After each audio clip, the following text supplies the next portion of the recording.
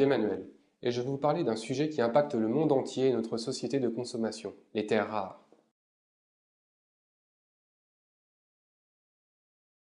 Les éléments de terres rares regroupent 16 éléments chimiques du tableau périodique, les lanthanides ainsi que l'yttrium.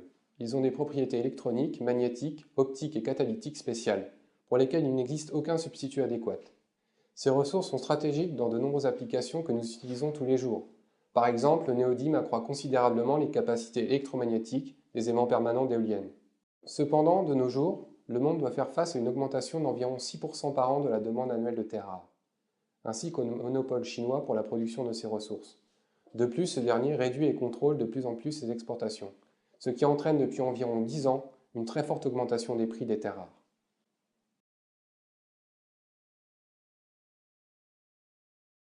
Face à cette situation, il est essentiel pour le monde et particulièrement pour l'Europe de trouver des alternatives. La première solution est de se tourner vers les technologies de recyclage.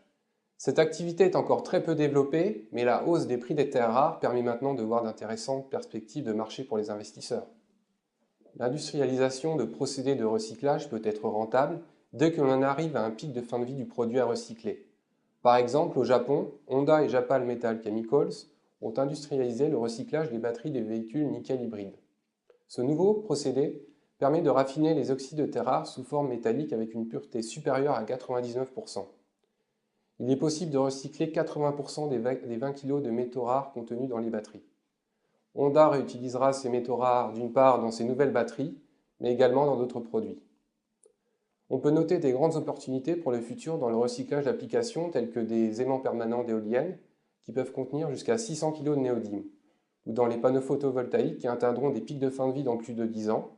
Les phases de recherche sont en cours par différentes entreprises pour arriver à un procédé de recyclage industrialisable et être prêt au moment du pic de fin de vie.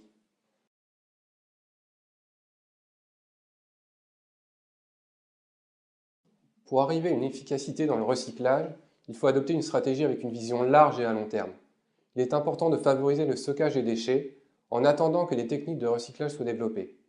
Par exemple, une association européenne, PV-Cycle, permet la collecte des panneaux photovoltaïques en Europe.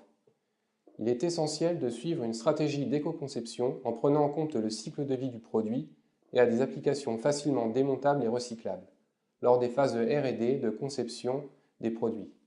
Pour cela, il faut aussi une collaboration entre les entreprises fabriquant les produits et celles réalisant l'activité de recyclage.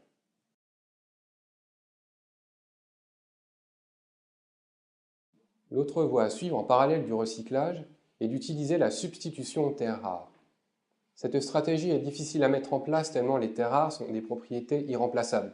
Cependant, par exemple, des entreprises japonaises sont en train d'investir dans le développement de l'efficacité productive pour réduire leurs besoins en terres rares. Toyota développe la substitution du néodyme dans les véhicules hybrides. Il est également possible de réduire l'utilisation d'un métal particulier ou de le remplacer complètement. Par exemple, afin de limiter l'usage du néodyme ou du dysprosium, les moteurs à aimants permanents sont en étude dans le but d'être remplacés par des moteurs supraconducteurs. Les terres rares, par leur dépendance, représentent donc un risque pour le monde, mais si nous savons les valoriser, elles représenteront toujours un avenir à long terme.